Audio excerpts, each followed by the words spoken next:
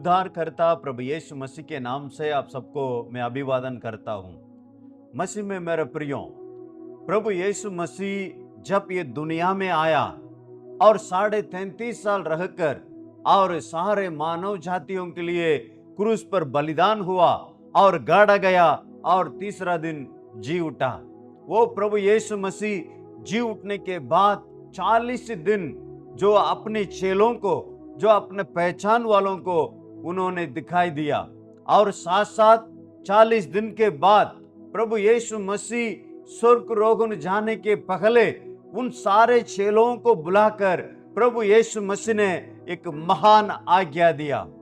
मरकुस रचित सुसमाचार 16वां अध्याय 15 वचन में उसको हम देख सकते हैं। प्रभु यीशु मसीह ने यह कहा, सारे जगत में जाकर सारी सृष्टि को ये सुसमाचार सुनाना। हाँ प्रियो, हमारे लिए यीशु मसीह को पीछे करने वाले, यीशु मसीह के ऊपर विश्वास करने वाले हर एक के लिए प्रभु यीशु मसीह एक महान आज्ञाओं को दिया है, जो ग्रेट कमीशन कहते हैं। एक महान आज्ञा, हाँ बहुत सारे आज्ञाओं को दिया है, लेकिन उसमें सबसे बड़ा एक महान आज्ञा है प्रभु यीशु मसीह का सुसमाचार को सारे जगत में जाकर सारे सृष्टियों के लिए हम सुनाना हमारा कर्तव्य है। हाँ प्रियो, लेकिन ये भारत देश में 2000 साल के पहले ही जो यीशु मसीह का एक चेला जो तोमा के द्वारा यहाँ भारत में सुसमाचार पहुंचा, लेकिन इतनी साल होने के बाद भी ये देश अभी यीशु मसीह को नहीं जानते हैं। इसलिए लोग अभी तक प्रभु यीशु मसीह को नहीं जानते हैं। कारण है हम लोग जो प्रभु यीशु मसीह के जो ऊपर विश्वास करते हैं, यीशु मसीह को आराधना करते हैं, हम लोग ये महान आज्ञा को किसी को बताते नहीं हैं। क्यों हम लोग ये सुसमाचार को नहीं सुना रहे हैं? अगर सुनाना है तो हमारा जीवन में क्या जरूरत रहेगा, वो बातों को आज मैं आपके सामने रखना चाहता हूं। यीशु मसीह नासरत में रहते थे। यीशु मसीह नासरत में अपना 30 साल तक वहां रहने के बाद यीशु मसीह अपना सेवकाई का स्थल उन्होंने कफरनहूम में बनाया। कफरनहूम में जो नासरत से 32 किलोमीटर दूर में जो कफरनहूम जो गलील क्षेत्र में था, वहां आकर अपना सेवकाई को उन्होंने आरंभ किया। जब उन्होंने कफरनहूम में आया, वहां जो पहली बार आने के समय जो वहां आराधनालय में जाकर प्रभु यीशु मसीह प्रचार किया। उसके बाद पतरस ने अपना घर लेके आया। वहां जो उनका सास मां जो बीमारी में थी, उनको लिए प्रार्थना करके प्रभु यीशु मसीह चंगाई दिया। इसको सुनकर सारे शहर के जो कफरनहूम में के जितने लोग थे, सब लोग यीशु मसीह के पास आया। यीशु मसीह उन लोगों के लिए जो प्रार्थना किया और बहुत सारे चंगाइयां हुआ। जो दुष्ट आत्मा से पीड़ित थे वे लोग चंगाई पाया, और जो बीमारी में थे वे लोग चंगाई पाया। ऐसी बहुत सारे अद्भुत काम उन्होंने जो रात तक ये सेवकाई चला। उसके बाद प्रभु यीशु मसीह अगले दिन उन्होंने जाकर और भी दूसरा जगह में चले गए। सुबह सुबह यीशु मसीह प्रार्थना कर रहे थे। बोर निकलने के पहले चेले लोग आकर पूछ रहे थे, प्रभु आप यहाँ हैं? कफरनहूम में लोग आपको ढूंढ रहे हैं, क्योंकि आपके द्वारा और भी वे लोग जो चंगाई पाना चाहते हैं और भी वचन सुनना चाहते हैं। यीशु मसीह ने कहा, नहीं, मैं और भी जगह में जाना है, और भी लोगों को ये राज्य का सुसमाचार सुनाना है करके निकल गए थे। कई दिनों के बाद प्रभु यीशु मसीह जो कफरनहूम में पहुंचा, वहां एक घटना हुआ। उसको हम मरकुस रचित सुसमाचार 2 अध्याय पहला 10-11 वचन में हम लोग वो घटना को देख सकते हैं। हाँ प्रियो, वहां एक लकवा का रोगी था। वो 4 लोग जो लकवा के रोगी को लेकर यीशु मसीह के पास आया, लेकिन वहां जगह नहीं मिला। यीशु मसीह घर में बैठकर जो प्रचार कर रहे थे, भीड़ भाड़ ज्यादा हो गया। उसके बाद ये लोग छत पे जाकर छत को खोल के प्रभु यीशु मसीह के सामने रखा। यीशु मसीह ने उनको चंगाई दिया और उनका पाप को क्षमा किया और खाट उठाकर घर चले जाओ करके कह रहे थे। हाँ प्रियो, ये घटना में हम एक महत्वपूर्ण बातों को मैं आप लोगों के बीच में मैं रखना चाहता हूं। जिन लोगों का जो ये लकवा का बीमारी व्यक्ति को 4 लोग ने लेके आया, आज हम ये 4 लोगों के बारे में ही, ये लोग एक आत्मा को प्रभु यीशु मसीह के पास कैसे लेके आया, उनको कैसे चंगाई मिला, उनको कैसे पाप की क्षमा मिला, ये 4 लोगों का जो काम किया है, उनका काम कैसे काम किए हैं, वो बातों को ही हम आज सीखने जा रहे हैं। उन 4 लोगों का जीवन में जो दिखाई दिया, जो गुण है, वो हमारा जीवन में भी होना जरूरत है। क्यों मैं बता रहा हूं, ऐसा गुण होने से हम भी आत्माओं को यीशु मसीह के पास लेके आने वाला व्यक्ति हम बनेंगे। नहीं तो हम दूसरों को यीशु मसीह के पास हम लेके नहीं आ पाएंगे, यीशु मसीह के सुसमाचार को हम नहीं सुना पाएंगे। लोगों को उद्धार के रास्ते में जिस काम के लिए हमें बुलाया है, जिस काम के लिए महान आदेश को हम प्राप्त किए हैं, वो काम को हम नहीं कर पाएंगे। इसलिए ये 4 लोगों के बारे में मैं सबसे श्रेष्ठ 3 गुणों को आपके सामने मैं रखना चाहता हूं। उसके द्वारा हमारा जीवन में भी आत्माओं को हम जीत के प्रभु यीशु मसीह के पास लेके आने के लिए, उन लोगों को उद्धार का रास्ता को दिखाने के लिए हम भी आने वाले दिनों में इस्तेमाल होना है। उसके लिए ही ये 4 लोगों का जो गुण है, जो उत्तम श्रेष्ठ गुण को हम आज सीखेंगे। उसमें पहला, आत्माओं के लिए बोझ से भरा हुआ हृदय। प्रभु यीशु मसीह कई दिनों के बाद आया, इसलिए लोग सभी यीशु मसीह क्या कहाँ रहते थे, वो घर में आ चुके थे, वचन सुन रहे थे। आप थोड़ा कल्पना कीजिए, जो शहर में जितने लोग थे सभी लोग यीशु मसीह के ढूंढ के आया। क्यों आया? क्योंकि पहला अध्याय में हम देखते हैं वहां बहुत चमत्कार किया, दुष्ट आत्मा को निकाला, अच्छा प्रवचन दिया, बहुत सारे लोगों को चंगाई दिया। ये जानते थे, इसलिए लोग सभी यीशु मसीह के ढूंढ के गए। लेकिन ये 4 लोग ये यीशु मसीह के पास नहीं गए, ये लोग विपरीत दिशा में ये लोग दौड़ रहे थे। क्यों दौड़ रहे थे? उनका जीवन में आत्मा का बोझ था। हम प्रभु के आशीष को हम पा चुके हैं, हम यीशु मसीह का वचन को हम सुन चुके हैं, हम चंगाई पाए हैं, लेकिन वहां एक व्यक्ति है जो लकवा के बीमारी से पड़ा है। उनका हाथ पांव नहीं चलता है, वो अपने आप कहीं जा नहीं सकता है। ऐसा व्यक्ति है, उनको भी चंगाई का जरूरत है। इसलिए ये 4 लोग जो आत्मा का बोझ के साथ ये लोग दौड़ के गया और वो लकवा बीमारी को यीशु के पास लेके आया। हम प्रियो, आज हम क्यों सुसमाचार नहीं सुनाते हैं? आज क्यों ये जो महान आज्ञा को हम पूरा नहीं कर पा रहे हैं? इसलिए नहीं कर पा रहे हैं, हमारे लिए आत्मा का बोझ नहीं है। ये 4 लोगों का जीवन में आत्मा का बोझ था। हाँ प्रियो, ये आत्मा का बोझ जिसका जीवन में रहता है, वो ही आत्माओं को जीतेगा। जिसके पास आत्मा का बोझ नहीं रहता है, वो कभी भी आत्मा नहीं जीतेगा। यीशु मसीह के पास वो लेके नहीं आएगा लोगों को, जो उद्धार पाने के लिए लोगों के लिए सुसमाचार नहीं सुनाएगा, क्योंकि आत्मा का बोझ उनके पास नहीं है। ये आत्मा का बोझ कैसे आएगा? आत्मा का बोझ क्यों रहना है? बाइबल में लिखा है प्रवृत्ति के काम 4:12 में, आकाश के नीचे पृथ्वी में और नाम नहीं दिया गया कोई उद्धार पा सके। यीशु मसीह के बिना उद्धार नहीं है। पहला यूहन्ना 1:7 में लिखा है, यीशु मसीह का लहू ही सारे पापों को शुद्ध करता है। यीशु मसीह का लहू ही लोगों का पापों को शुद्ध कर सकता है। प्रियो, आप जानते हैं यूहन्ना 14:6 में प्रभु यीशु मसीह ने कहा, मार्ग और सत्य जीवन में ही हूं, बिना मेरे द्वारा कोई पिता के पास नहीं पहुंच सकता है। यीशु मसीह के बिना स्वर्ग नहीं जा सकते हैं। यीशु मसीह के बिना उद्धार नहीं है, मुक्ति नहीं है। यीशु मसीह के बिना, यीशु मसीह के लहू के बिना पाप की क्षमा नहीं हो सकता है। आप जानते हैं, आपका जीवन में उसको आजमाए हैं। ऐसा है तो हमारे लिए भी ये आत्मा का बोझ रहेगा। ये 4 लोगों का जीवन में आत्मा का बोझ था।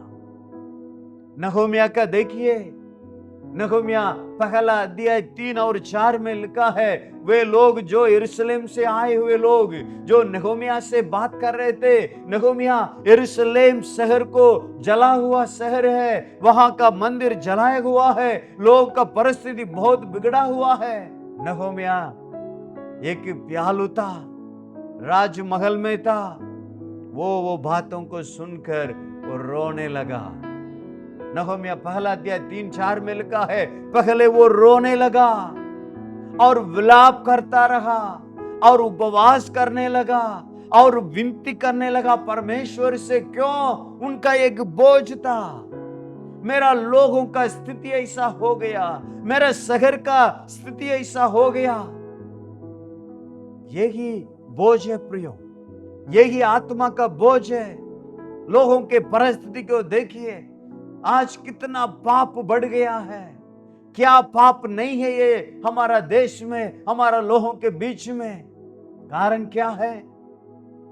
यीशु मसीह को वो नहीं जानता है, उद्धार करता यीशु मसीह के बारे में वो नहीं जानता है। प्रियो, हमारा जीवन में आत्मा का बोझ जरूरत है।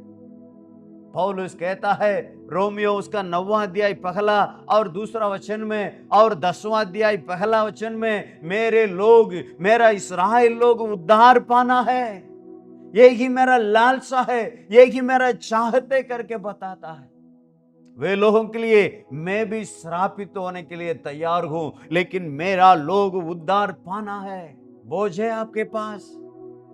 आत्मा का बोझ नहीं है क्या? जो आपने उद्धार पा लिया, यीशु मसीह को जान लिया, आपका पाप क्षमा हो गया, आपका स्वर्ग वारिस बन गया, लेकिन लोग यीशु मसीह के बिना वो कहां जाएंगे? वो अनंत काल का नरक में ही जाएंगे, वो अनंत काल का स्वर्ग में नहीं जा पाएंगे, वो अनंत काल का नरक की भागीदारी है। उन लोगों के बीच में जाकर हम सुसमाचार सुनाना हमारा कर्तव्य है। प्रियो, यीशु मसीह जब ये दुनिया में रहते थे, लूका 8वां अध्याय पहला वचन में लिखा है, यीशु नगर नगर में, गांव गांव में जाकर ये राज्य का सुसमाचार को सुनाते रहे। क्या आपके पास ये बोझ नहीं है? लोग स्वर्ग जाना है, लोग उद्धार पाना है, लोग एक अच्छा जीवन जीना है, आप नहीं चाहते हैं क्या? फिर क्यों ये बोझ हमारे लिए नहीं है? हाँ प्रियो, हमारे लिए जिसके जीवन में आत्मा का बोझ रहता है, वो आत्माओं को जीतेगा। जो हमारे साथ रहते हैं, हम रिश्तेदार कहते हैं, हमारा दोस्त कहते हैं, हमारे साथ पढ़ते हैं, हमारे साथ काम करते हैं, उन लोगों के लिए कौन सुसमाचार सुनाएगा? हम ही सुनाना पड़ेगा। उसके लिए पहले हमारे लिए जरूरत है आत्मा का बोझ। निस्वार्थ के साथ ही वो लकवा का बीमारी व्यक्ति को वो लेके आए थे, लेकिन क्या हुआ?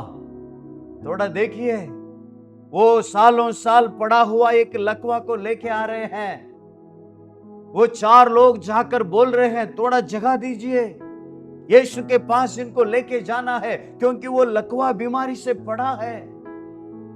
लेकिन वहां लिखा है, लोग उनको जगह नहीं दिया, अंदर नहीं जा पाया। थोड़ा कल्पना कीजिए क्या हुआ होगा? यही हुआ होगा, बोले होंगे, भैया थोड़ा जगह दीजिए, इनको यीशु के पास लेके जाना। मैं सोचता हूं वे लोग बोले होंगे, मेरे लिए भी सिर दर्द है, मेरे लिए भी पेट दर्द है, मेरे लिए भी पांव दर्द है, मैं भी यीशु मसीह से चंगाई पाना चाहता हूं। आजकल का मसीह हम लोग भी ऐसे ही है ना? मेरे लिए और भी आशीष चाहिए, और भी चंगाई चाहिए, और भी हमारे लिए पैसा चाहिए, और भी मेरे लिए परमेश्वर से कुछ ना कुछ चाहिए। लेकिन जो बिल्कुल यीशु मसीह को नहीं जानते हैं, उनका हालत क्या है? लेकिन ये 4 लोग ऐसा नहीं सोचा ठीक है हम तो लेके आया, आत्मा बोझ के साथ, निस्वार्थी के साथ हम तो लेके आया, लेकिन जगह नहीं मिल रहा है, यीशु मसीह के पास नहीं जा पा रहे हैं। कोई बात नहीं, आज छोड़ देंगे, वापस जाकर उनको घर में ही रख देंगे करके सोचे थे क्या? हम लोग भी कभी कभी बोलते हैं, भाई साहब हम लोग बोलते हैं, भैया हम बताते हैं, लेकिन वे लोग सुनते नहीं हैं। वे लोग बहुत पापी में हैं, पाप में हैं। वे लोग हमारे बात को ध्यान नहीं देते हैं। कोई कोई कहते हैं भैया वे लोग मजाक करते हैं, हंसते हैं, इसलिए हमें शर्म लगता है, इसलिए हम किसी को नहीं बोलते हैं। हम तो कोशिश किया, लेकिन हम इसके कारण हम छोड़ दिया। लेकिन प्रियो, ये 4 लोगों का जीवन में जो एक और गुण था, लक्ष्य प्राप्त होने तक दृढ़ता। लक्ष्य प्राप्त होने तक दृढ़ता इनका जीवन में रहा। नहीं, हम लेके आए हैं, हम इनको यीशु के पास कैसे भी लेके जाएंगे। बार बार कोशिश किया होगा, और लिखा है वे लोग छत को लेके चले गए, छत को वे लोग ने तोड़ने लगे। यीशु मसीह देखे होंगे क्या हुआ, सबको शांत किया होगा, मैं समझ रहा हूं वो यीशु मसीह का घर हो सकता है। सबको शांत किया और देखने लगे। ये लोग चारों मिलके एकता के साथ वे लोग उसको खोला और रस्सी से यीशु मसीह के सामने वे लोग उतार दिया। बार बार ये लोग ने जो हार नहीं मानी, कैसे भी यीशु मसीह के पास इनको लेके जाना है। बस आपका जीवन में ऐसा है, जो आपके साथ काम कर रहा है, इनको कैसे भी यीशु मसीह के पास लेके आना है। कभी ऐसा निर्णय लिए है? ये दृढ़ता आपके पास है? कैसे भी मेरा परिवार उद्धार पाना है, कैसे भी जो मेरे लोग उद्धार पाना है, ऐसा एक लक्ष्य है आपके लिए? जो मेरा जो दोस्त है वो कैसे भी यीशु मसीह को प्राप्त करना है, यीशु मसीह के पास आना है, एक लक्ष्य है आपके पास? बिना लक्ष्य का उनको लेके आ नहीं पाएंगे। रुकावटों को देखेंगे, समस्या को देखेंगे, फिर आप छोड़ देंगे। लेकिन ये लोग नहीं छोड़ा, कैसे भी यीशु मसीह के पास में लेके जाना है। जक्कई के बारे में आप जानते हैं, जक्कई यीशु मसीह को देखना चाहता था। यीशु मसीह यरीहो शहर में जब आए थे, भीड़ भाड़ को देखा, क्या हो रहा है, यीशु मसीह आए हैं। ये सोचता होगा, मैं धनवान हूं, मैं एक अधिकारी हूं, लेकिन मेरे पास कोई नहीं आ रहा है, ये कौन है यीशु मसीह? इतना भीड़ भाड़ जा रहे हैं, वो यीशु कैसा है मैं देखना चाहता हूं। बस इतना ही। जाकर कोशिश कर रहा था, लोग उनको जगह नहीं दिया, ये नाटा था इसलिए देख नहीं पाया। ऐसा नहीं छोड़ा, वो तोड़ के जाकर पेड़ पे चढ़ गया। एक ऑफिसर, इनकम टैक्स ऑफिसर, एक धनवान व्यक्ति पेड़ पे चढ़ के यीशु मसीह को देखने लगा। उन्होंने कोशिश किया, हार नहीं माना। नहीं, हार नहीं मानेंगे, आज तो प्रभु को देखना ही है। देखा और उसी दिन उन्होंने उद्धार पा लिया। हम प्रियो, हम भी एक निर्णय लेना है, हम भी एक लक्ष्य बनाना है। इस साल में मैं ये परिवार को प्रभु में अगुवाई करूंगा, मेरा दोस्त को चर्च लेके आऊंगा, मेरा रिश्तेदारों को यीशु मसीह के बारे में सुसमाचार सुनाकर चर्च लेके आऊंगा। ऐसा एक लक्ष्य है आपके लिए।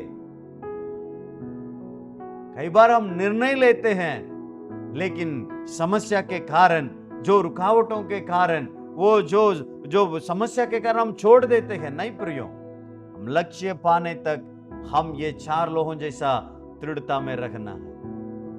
लक्ष्य को पाने तक हम दृढ़ता में रखना जरूरत है।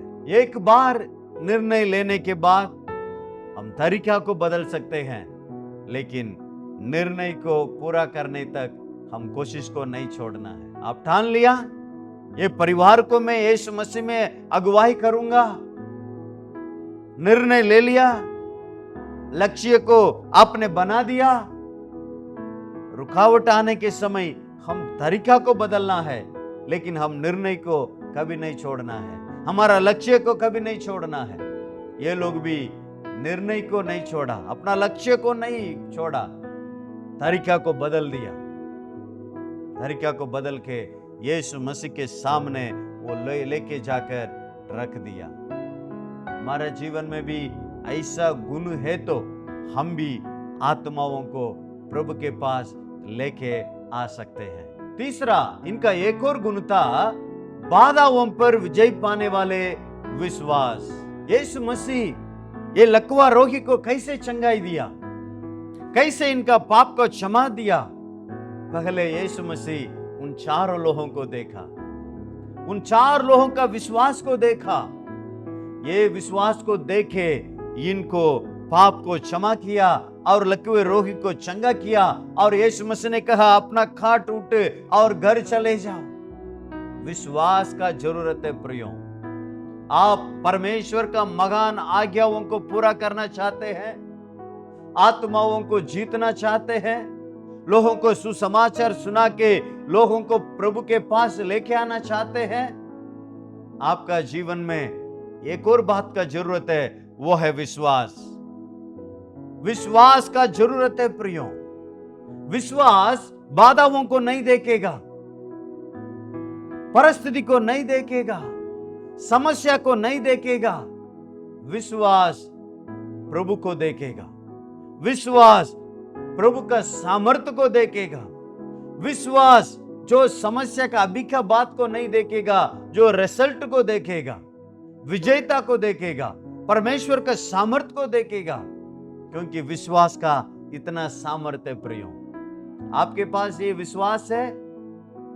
विश्वास अगर आपके पास है तो जिसको आप प्रभु में अगुवाई करना चाहते हैं, जिसको आप प्रभु के पास लेके आना चाहते हैं, किसको आप उद्धार का रास्ता में लेके आने के लिए चाहते हैं, वो काम पूरा होगा। दाऊद का विश्वास को आप देखे होंगे। पहला सामुएल उसका 17वां अध्याय 40 वचन में हम देख सकते हैं। गोलियत के सामने छोटा सा दाऊद क्या बोल रहा है?